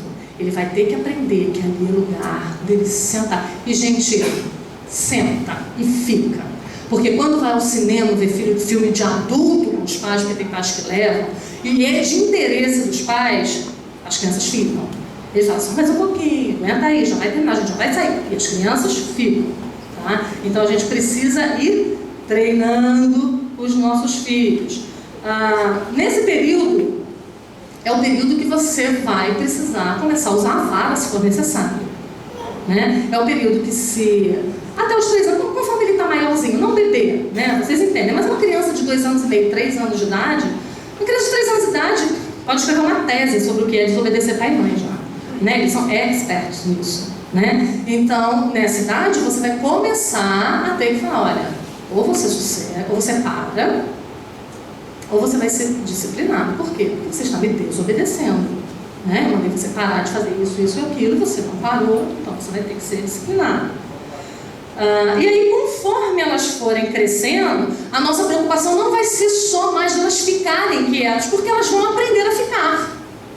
Se você ensinar... Gente, não diz pra mim que não consegue. Não me diz. Porque eu tive 4 pestes. Então não adianta que seus filhos eram calminhos. Não eram calminhos. Eles não eram. Eles eram terríveis. O apelido do Lucas na igreja era Lulu Furacão. Pra você ter uma ideia. Eles não eram fáceis. Então não é dizer, porque depende do temperamento. Não, não depende do temperamento da criança. Depende do que a gente quer ensinar para eles. Então não foi simples, não foi fácil. Agora não me diga que não consegue, porque consegue. É difícil? Pois é. Nessa fase a gente começa a querer distrair os nossos filhos. Então é muito interessante que a gente primeiro ensina a distrair para depois ensinar a concentrar. É uma doideira, né? Primeiro a gente ensina eles a levar brinquedo para a igreja, a ficar brincando de carrinho, para depois dizer, não, meu filho, aqui agora é a casa de Deus, né? Antes não era não, agora é. Né? Então, muito cuidado com isso. Eu sei que se você tem um bebezinho no colo, ele vai mexer com sua blusa, ele vai mexer com seu cordão. Isso é joia, não tem problema, né? Ele vai mexer no seu relógio. Agora, não acostuma ele a levar um objeto físico, um chocalho, um brinquedo mesmo, para ele não associar aquele lugar com os brinquedos que ele tem. Igreja não é lugar de brinquedo. Aí a gente chega a extremos, como uma igreja que eu fui uma vez, que eu estava entrando e o menininho de 4 anos estava sentado com o tablet assistindo Galinha Pintadinha, o culto rolando. E o menino com um fone de ouvido e a Galinha Pintadinha. Quando é que essa mãe vai dizer para ele, então filho, agora não dá mais? O que esse filho vai responder para essa mãe? Vocês estão entendendo? Então, tudo que a gente for fazer com eles, a gente tem que ter o cuidado de pensar assim, eles também estão diante do grande rei de toda a terra. Eles precisam aprender a se portar. Eu não estou aqui para entretê-lo. Como é que eu posso fazer para ajudá-lo a se concentrar? Então, se você pretende dar papel e caneta para o seu filho, faz igual a mamãe que tem lá na igreja. Manda ele desenhar a pregação. E aí esse menino desenha. Fogo caindo do céu, é a praga, os flagelos. É uma onda você ver os desenhos desse menino. Não é? Fernanda sabe, é uma onda você ver. Porque ele vai desenhando e depois ele conta para a mãe o que é o desenho. E o que o pastor diz a respeito daquele desenho. Né? O que é isso? É uma mãe que não quer que encha a paciência dela e dá qualquer coisa, vai desenhar aí, menino? Não. É uma mãe que está preocupada em isso. E esses dias ela já falou para mim, tirei já, acabou. Já está bem grandinho, já fez 6 anos. Acabou a brincadeira. Ainda não escreve, ele ainda não escreve, mas está quase. Mas já está bem grandinho, eu já vejo que ele se concentra muito para outras coisas, acabou a história do desenho. Então aquilo foi só um artifício que ela usou um pequeno período de tempo, acabou com a brincadeira. Agora tem gente que leva Barbie para pintar no culto. Não é momento disso, gente. Gente, se não é momento disso para nós, não é momento disso para os nossos filhos. Nossos filhos fazem parte do povo de Deus, do povo da aliança. Tá? E aí, quando eles ficam maiorzinhos, pode passar. Aí vem uma nova fase, né, dos 4 anos até a alfabetização. Aí a gente vai passando, eles vão estar bem naquela fase em que eles estão sendo influenciados por tudo que está acontecendo ao nosso redor. Né? Muita tecnologia, muito jogo de videogame, muita coisa muito rápida, muitos flashes muito rápidos. É difícil eles aprenderem a se concentrar. Então nós vamos ter que ensinar isso a ele. Já é momento de ficar de pé, fica de pé. Vai ler a Bíblia um barato, você vê criança assim com a Bíblia. A Bíblia está de cabeça para baixo. Ele não sabe ler, mas ele está lá em pé, você com a Bíblia dele. Por quê? Porque o povo de Deus, do qual ele faz parte, porque ele faz parte daquele povo, está de pé, lendo a Bíblia. Está em pé, cantando. Está em pé, orando. Não está deitado com as pernas para cima, enquanto está todo mundo. Não. Ele faz parte do povo. Isso dá um senso de pertencimento impressionante para essas crianças, né? Então vamos lá, treina a criança a participar de todos os momentos litúrgicos e tal, né? Os nossos filhos, eles são membros do corpo de Cristo, e os nossos filhos, como membros do corpo de Cristo, estão ali para servir a Deus em culto público. Então ensina isso a ele, ensina isso em casa e ali no momento, né? E aí nós vamos para as crianças já alfabetizadas. Aí nessa fase a gente já vai começar a colher frutos, tá? Então se você lutou esses 6 anos, Agora você vai ganhar uma carta de alforria deliciosa, que é o seu filho com um bloquinho e com uma caneta, anotando. Primeiro, o que eu fazia com os meus? Eu fazia com os meus assim: anota palavras que você não entender. Era uma onda. Porque terminava a pregação, vinha Davi: mamãe, tem umas perguntas para te fazer. Fala, Davi, o que é aliás? Eu creio que vinha uma baita pergunta teológica, né? O que era propiciação? Não, o que é aliás? Aí eu ia explicar o que era aliás para ele. Então, o que eu fazia com ele? Como ele ainda não tinha, ele ainda não formulava frases, ele era muito pequenininho, eu dizia a ele: toda vez que o papai disser uma palavra que você não entendeu, você anota. Mas junto com aliás, um dia veio circuncisão, aos 7 anos de idade. Opa, circuncisão. Eu já devia ter explicado, ele não era grandinho ainda para guardar, mas uma oportunidade de explicar o que é circuncisão. E assim, nós fomos desenvolvendo neles o hábito de anotar os pontos, os versículos, e de fazer o que todos os reformadores e os puritanos faziam. Acabava o culto, durante a semana, o que a gente faz no culto doméstico? Lembra do que foi pregado, lê novamente o texto da pregação. E aí, a Joaninha tem a anotaçãozinha dela lá. O que você aprendeu? O que você entendeu? Né? E aí ela ia lá e... olha, gente, é uma experiência deliciosa. Pegar esses caderninhos e olhar. É impressionante você ver como que na idade dela, ela teve entendimento de coisas que eu levei muito tempo para ter. É impressionante como que quando a gente minimiza o poder de apreensão e de entender da criança, a gente dá pouco para ela, a gente dá leitinho, elas vão ficar mirradinhas, vão ficar só com leitinho. Mas quando você vai dando comida consistente, elas vão respondendo a isso, né? Então agora, depois de alfabetizados, é a hora já é uma nova fase. Agora você não está mais senta e fica quieto. Agora eles já estão treinados. Agora eles já estão, uma seda. Já sabe que antes de chegar da igreja tem que fazer xixi, tem que beber água, que a mamãe não vai deixar sair na hora do culto, porque ninguém morre sem fazer xixi 1h30. Já sabe que não vai beber água. Aí um dia eu fiquei com a filha de uma amiga minha no culto, era muito engraçado. Ela falava assim: tia, para o seu banheiro. Eu dizia: não, agora não é hora, você foi antes. Aí ela: então eu quero ir com a minha mãe. Agora não, pastor, tá perguntando. Ai, minha barriga tá doendo. Eu falei: vai doer até o final do culto, agora fica quietinha e olha pro pastor. No instante ela arrumou uma dor na barriga para poder sair do culto, né? Mas essa menina estava sendo treinada pelos pais. Então quando eu disse: não, você não vai sair, ela esgotou os argumentos. Se fosse uma criança que não tivesse sido treinada, ela ia abrir o bocão a chorar, né? Fazer um escândalo na igreja. Ela ficou quietinha. Então, a partir de agora, essa primeira etapa, que é a etapa de treinamento, a etapa mais difícil, já foi vencida. Agora você vai poder investir pesado em cima da pregação que foi dita na vida dos seus filhos, né? E se você não fez isso, se você não treinou, você não vai poder fazer isso, né? Você não tem como fazer isso, né? Então, deixa o seu filho saber que quando vocês chegarem em casa hoje à noite, você vai querer saber o que ele aprendeu e a dúvida que ele tem. Deixa ele saber disso. Isso vai ajudá-lo a prestar atenção no que está sendo falado, né? Nunca subestime a inteligência dele, né? E aí, como é por último, né? Por penúltimo, pode passar. Como é que nós, como igreja, então, podemos ajudar as mães de crianças pequenas, né? O papel da congregação, isso é um papel primordial. Porque tem dois extremos. Tem aquelas mães sem noção. Sabe mãe sem noção? Que a criança começa, 40 minutos a mulher não sai da igreja. Tem a mãe sem noção. E tem as pessoas que também não estão dispostas a passar um certo desconforto. Que no primeiro já olha de cara feia.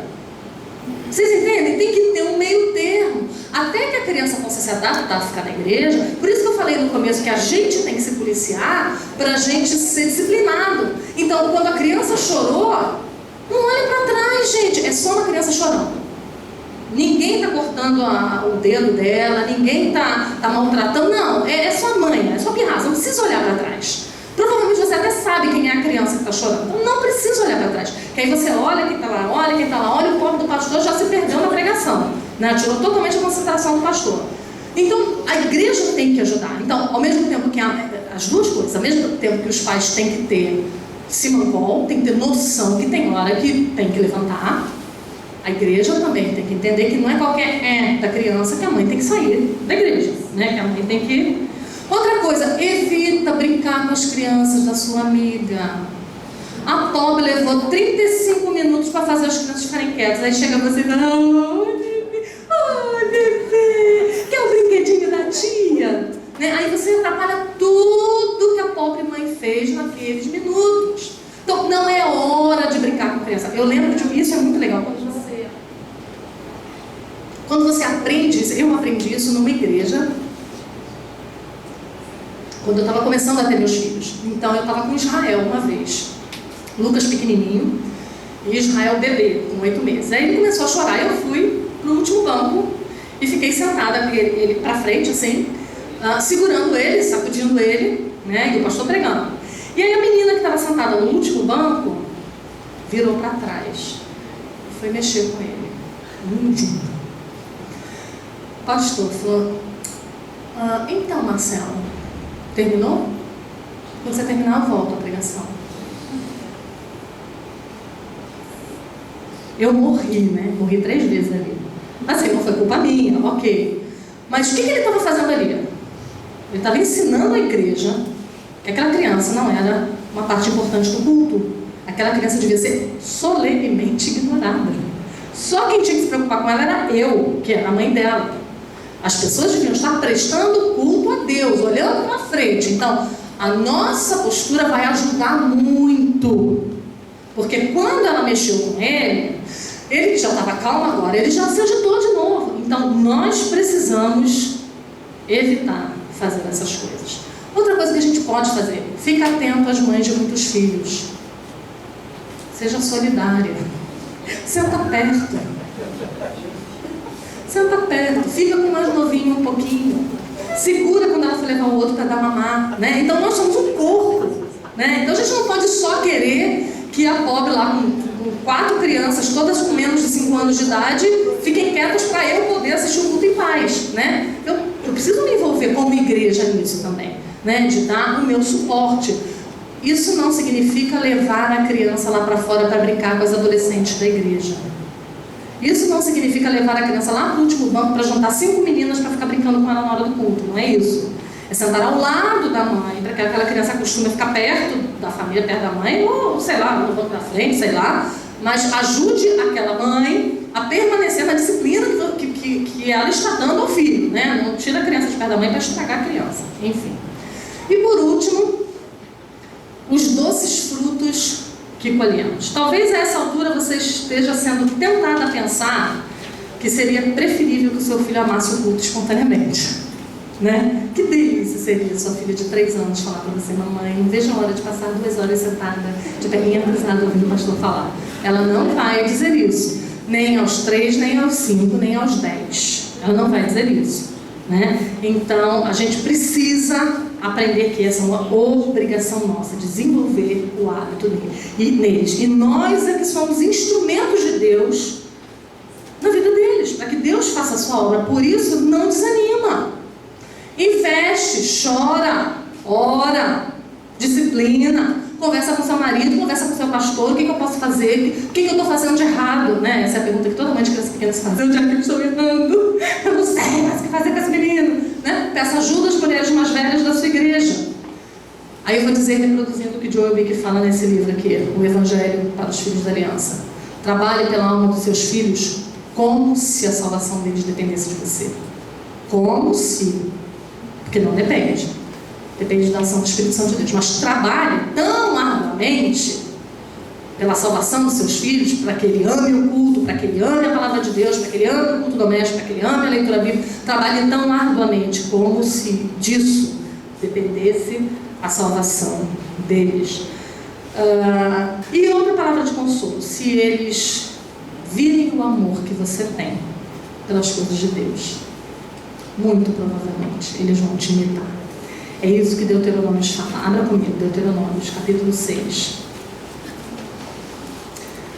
Lá no versículo 6, ele diz assim: estas palavras que hoje te ordeno estarão no teu coração. Tu as inculcarás a teus filhos.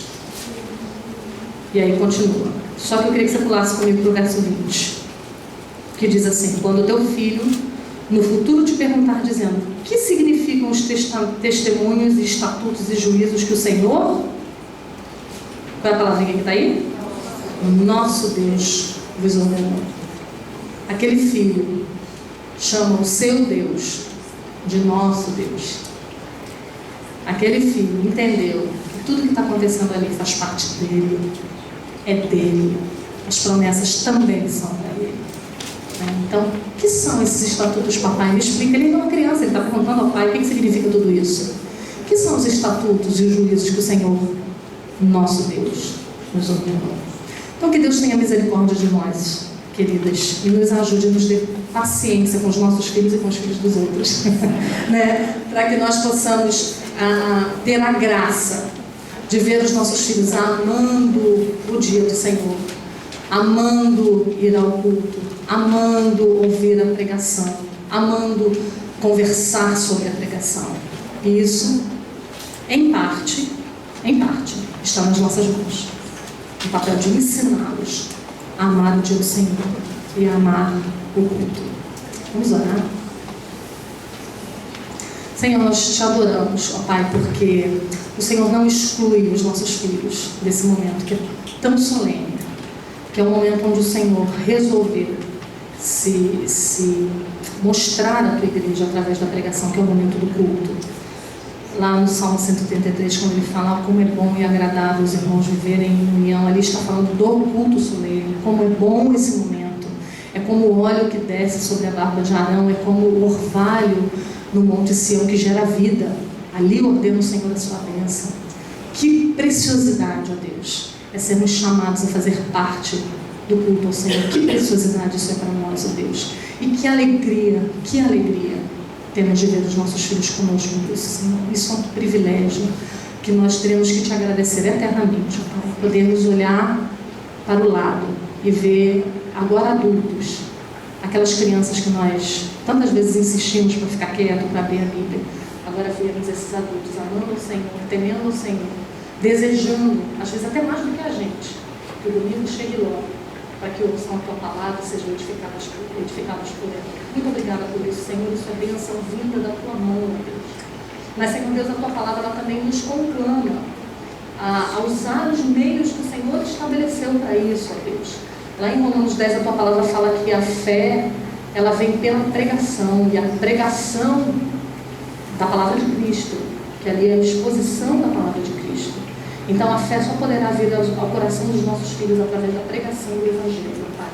E é no momento do culto em que os nossos filhos são expostos, até os 10 anos de idade, 1040 vezes, a proclamações do Evangelho salvífico de Cristo, Pai. Nos ajuda a entender a importância disso na vida deles, ó Deus, e nos ajuda a contribuir para que eles, Senhor Deus, sejam edificados a cada domingo, por menores que sejam. Nos ensina pelo menos uma palavrinha nova, um versículo novo, uma doutrina nova, ensinar aos nossos filhos a cada dia do Senhor. Esse é o nosso desejo. Dá-nos paciência, dá-nos, Senhor Deus, persistência, que muitas vezes é necessário, porque muitas vezes nós desistimos no meio do caminho. Dá-nos também uma igreja que se preocupe conosco e com nossos filhos, em ajudá-los a guardar o dia do Senhor e a prestar culto ao Senhor, como toda criatura é obrigada a fazer diante de Ti. Dá-nos a Tua graça, precisamos disso, em nome de Jesus. Amém. Uns 5 minutinhos para pergunta. Se você tiver alguma pergunta que eu possa ajudar, 5 minutinhos.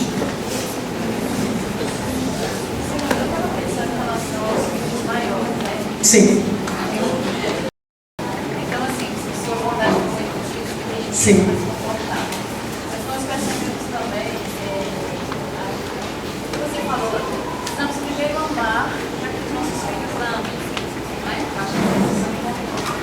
Porque muitas vezes temos filhos que querem estudar a prova e não ir ao curso, Sim. estudar o curso e não ir ao curso. Sim. Então, isso tudo vai ter reflexo lá na frente. Exatamente. Isso que a Sibeli falou é muito importante. Às vezes nós ensinamos errado a eles e depois queremos cobrar. Né? Então, ele não estudou na segunda, terça, quarta, quinta, sexta e sábado. Não estudou. Então, é engraçado que o quarto mandamento, ele trata do dia do Senhor, mas ele também trata dos 6 outros dias. 6 dias, trabalharás e farás toda a tua obra. É uma ordem. E aí você não faz o que você tem que fazer nos 6 dias, quer fazer no dia do Senhor. Aí a mãe fala, eita, mas se ele não for, ele vai ficar reprovado. Que pena. Que pena, ele vai ficar reprovado. Porque domingo não é dia de estudar, domingo é dia do culto ao Senhor. Então isso parte de nós. Realmente isso parte de nós. Né? É porque às vezes a gente não está ligado nisso. Né? A gente acha que é porque é pequenininho. Tudo é porque é pequenininho. Porque é pequenininho não tem problema. Né? Então só porque ele é pequenininho, então amanhã ele tem uma prova muito importante. Eu não vou ao culto à noite não, porque ele é muito pequenininho, né? Amanhã ele tem uma prova importante no ABC. Ele tem uma prova muito importante na alfabetização amanhã, e é muito importante, e aí ele não vai no domingo à noite. O que a criança está aprendendo com isso, gente? De forma empírica. Você não vai chegar para ele e dizer, não se importe tanto com o dia do Senhor, tem coisas mais importantes do que o dia do Senhor. Você não vai dizer isso aí. Mas as suas atividades durante o dia do Senhor, a forma como você encara o culto, vai ensinar para ele como ele deve encarar o culto. Né? Então isso é realmente muito importante. Não adianta a gente querer cobrar deles mais tarde o que a gente não deu aqui na frente. Né? Lá na frente o que a gente não deu aqui atrás. Né? A gente precisa ser consistente. Né? Obrigada, meninas, pelo silêncio de vocês. Vocês falaram, não foi assim que eu quis dizer. Pelo silêncio durante a palestra. Vocês foram ouvintes muito gentis. Deixa eu mostrar para vocês esse livro aqui. Os 10 Mandamentos, estudos devocionais para as crianças, do pastor Paulo Anglada e da filha dele, Caris Anglada. É um recurso maravilhoso de explicar os 10 mandamentos para crianças, tá? Esse livro é maravilhoso, nos ensina a ensinar o Evangelho para os nossos filhos, a falar das verdades do Evangelho para os nossos filhos. Chama O Evangelho para os Filhos da Aliança, do Joe Vick, um livro sensacional. E esses aqui mais para crianças pequenas, né? O ABC de Deus para a Vida, devocionais para os pequenos, do Joe Vick também. E esse aqui, Catecismo Infantil, da editora Os Puritanos, para as crianças bem pequenas. E esse que eu já mostrei para vocês, A Família na Igreja, que trata do que a gente está vendo aqui essa semana inteira.